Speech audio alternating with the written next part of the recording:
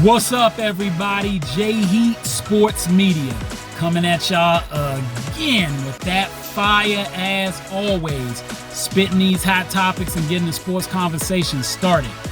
Y'all know what it is, talking about football, basketball, and boxing. NBA, training camp, we here. The Brooklyn Nets had some press conferences. Let's talk about these interviews with KD and Kyrie, two of the most polarizing athletes in the NBA right now, especially going into this season. What are the Nets going to do? Let's talk about this summer. It was a wild one. So we know KD put in this trade request in the offseason, and in the process threw his coach and general manager under the bus, so said it's them or me. And after a little bit of a standoff, ended up having to stay. They didn't move him. So what did KD think about that? Let's listen to him. There were some things that you felt the team could have thought through. Do you think that was an issue of game management, culture, or communication? It's just a matter of like team building, just each guy, coming together. I mean, I know it's hard, but I think we could have, fought through it like I said and did the hard thing, which is to continue to keep coming together, play, winning basketball every single play. And, I didn't like the fact that it's like, well, when KD come back, I was just like, well, I get it. I know I can affect the game so much, but like, what about these other guys that got an opportunity to, maybe showcase what they can do, but also help the team in a different way. So when I come back, I can jump on their train and help them, instead of them, adapting to me again. So I just felt like that's what great teams do. I've been a part of some great groups, and regardless of me being in that lineup or out, or a guy, just not just me, any guy being in and out the lineup, the train keep going, So I felt like we could have did that better, and Steve agreed with me, So the stuff that I was saying wasn't like we were all on different pages with it. We all agreed that we should be doing the same stuff. So, so I'm glad that we was able to talk through it, and we all figure out that, that's what we need to do to be forget a championship, to just be a good team, a respectable team. And I feel like we don't have any respect out there on the court. And that's what I want for us, is a respect amongst the NBA community as a team, how we play on both ends of the floor, from GM all the way down to the equipment manager. I want that respect, and I think that's what you do that by how you work every single day. And we skipped some steps in how we worked throughout that year last year because of the circumstances, vaccine mandates, people disgruntled, injuries. I felt like we could have just kept pressing forward, and that's what I try to do as a player. I'm not preaching something I don't practice. Like, I come in here, every rep matters to me, so I want everybody to feel the same way. Surprised you're still here? No. I mean, I know I'm that good that you're just not going to give me away. So that's one thing I did appreciate about Sean and Joe. Is like, yeah, you're too great for us to give you away. Just that easy, that simple. So I get that. I know who I am. Now, obviously, we like KD's confidence. He lacks none of it, as he said, you know who I am. But realistically, were they really going to be able to move this guy? I mean, especially when he had set the situation up where his number one picks was Phoenix and Miami at the time, and he wanted to go there without Bam getting traded, no Jimmy getting traded, no Kyle Lowry getting traded. With Phoenix, he was trying to make sure that Booker and Chris Paul stayed there. Really, I heard Mikal Bridges, they were trying to keep him. So basically, you giving up DeAndre Ayton, some draft picks, and some role players for Kevin Durant. Just wasn't going to happen that way. Wasn't going to go down like that. But partially, it worked out because of it, everybody's aware, just like Kevin put this trade request up, Kobe Bryant did this once too in 2007 summer, I believe. 2007, going into 2007, 2008 season. And out of it, it got the team to focus more on what they needed to do to win because they weren't letting Kobe go. And like that, I think the Kevin Durant situation indirectly worked in his favor They worked things out more with Kyrie, even though he only signed a one-year deal. They still worked it out where they have a plan for the future and got him invested, and he was invested. Kyrie got a fire lit up under him because he saw Kevin willing to leave, and now he's committed even more. And on top of that, they made some good additions with Royce, TJ Warren, getting in some players over there that can help. So they made some good key additions. Bringing in the Morris twin as well was huge. They got some wings. KD said this is a wings league, and they got some wings for him. They got the players around ready to go, and Ben Simmons is ready as well. So all in all, this might have worked out for him. Now, with all that said, there's the Kyrie piece. This man went through a lot based on some self-inflicted with him not getting that vaccine, and it's put on a label on Kyrie of being unreliable. That combined with him just not being available, if you look throughout his career, getting injured, being injury prone in some people's eyes, and just not showing up to games here and there. He's had a hard time playing more than 60 games in a season for most of his career. And now he's in a point where this is a contract year, 1 year to play. And I expect big things from Kyrie.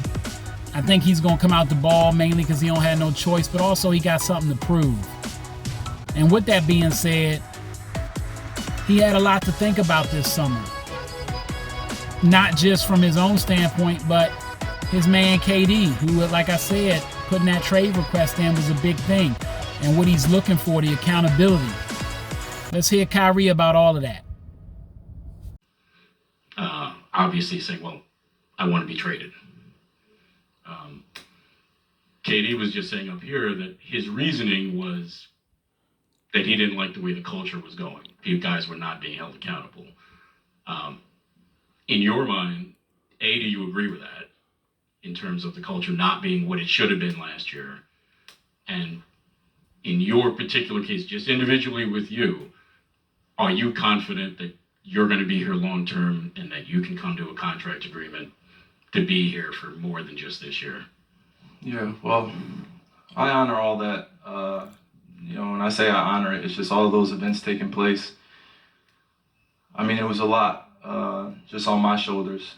Just going back home, knowing that we got swept the way we did, and to be honest with you, it was probably the first time, or one of the only times in my career where I felt embarrassed leaving the court. And there's been a trend that's happened over the last few years, especially when I thinking about my playoffs and thinking about how I performed in them. And I went back and watched a lot of film, and I had a lot of reflection time, and just gave me peace of mind knowing that there was something more to strive for coming into this next season. There was something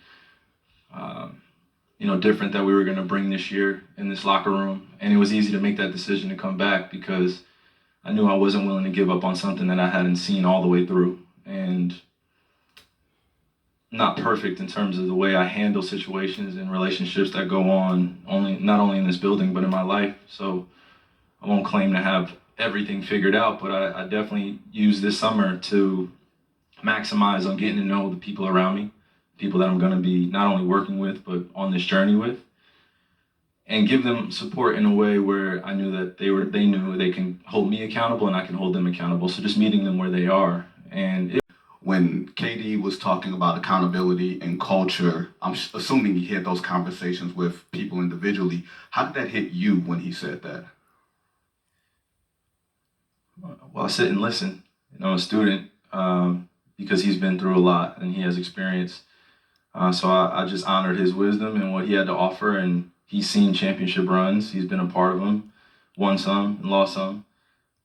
And I just want to hold space to be able to listen and offer advice where I can, and just be held accountable to where he feels comfortable at that level so we can match each other. So just meeting each other where we are, and those conversations that we had and he had with others, I'm sure, really stem from the foundation of just wanting the best and not just for himself, but for others as well. And he's a selfless person, so always expect him to do the right thing and hold everybody accountable and do it in a positive way. And sometimes it's not going to look pretty, and that's okay. We accept him for who he is, just like I accept everyone here for who they are. So we meet him halfway there. Now, last but not least is the Ben Simmons factor. Everybody wants to see this brother just play. What I really like is the position he is in being in Brooklyn. He won't get as much heat. See, when he was in Philly, the spotlight was on Ben because he was a franchise cornerstone. Drafted number 1 in the draft, even higher than Embiid was drafted in his draft, even though they eventually built that foundation around Joel. But there was talk at one point, was it better to build around Ben or Joel? You know, trusting that whole process. And Ben was in the spotlight more, so he was expected to be that second coming of LeBron James or the next Magic Johnson and just be more of what we've seen from him.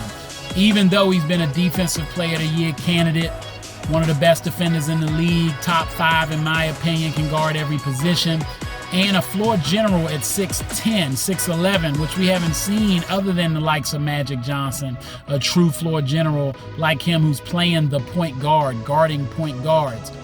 So he's a special talent regardless, but obviously the elephant in the room, we want to see him shoot more, we want to see him score more. But being around Kyrie and Kevin, they're going to get a lot of the heat, which should help with his issues he's been having, so the spotlight isn't directly on him. And I think they're going to support him, especially Kevin. He really looks out and speaks up for his players when he's in the fire with them. And Kyrie seems to be willing to do the same. Let's listen to Kyrie as he talks about Ben Simmons. Summer to get to know people that you're going to be taking this journey with. What have you learned from Ben Simmons, and how do you think that his style fits with this team? It's not too often that you get a chance to see a 6'10" guy do the things that he does, and we can talk about the intangibles, we can talk about all his strengths, but I think what I've been able to observe just from afar as a competitor, for the past few years, but now as a teammate, is just his resolve and his resiliency. He wants it. Whatever greatness looks like for him, he wants it. And when you're around other great people and you're in a great environment where you can be supported when you're going through your ups and your downs, I think that that can help ease the journey, and that's ultimately what I would like to play within this position and this role on our team is alongside all our guys, just being a level of guidance for him and being able to protect him when needed, but also knowing that he's a big boy, he can handle it, and he doesn't shy away from the moment, and I like that, and I've seen it since he was in high school. We've had a connection of playing for the same high school coach with Kevin Boyle, so we know what it's like to get yelled at and get mother effed all the time, and championships, and being held accountable to a higher level. And that's the best environment to be in because it brings the best out of you. So I just want to see him bring the best out of himself, and we have to help him as teammates do that. All right, y'all, that's all the time I got. Y'all know what it is, and you know what you're looking for. J Heat Sports Media. Remember to like, subscribe, or hit that bell. Get in the comments. Let's go back and forth. Let's get these subscribers up. Appreciate everybody out there that's already subscribed, and those that just watch, I appreciate you too. I'm on YouTube, of course, but at the Vault JMU414 on Twitter. I'm on Instagram, J Heat Sports Media. And of course, what's up, TikTok? I'll holler at y'all next time. Let's see what these Nets do, what this Big Three does in this 2022-23 season. Holla at y'all.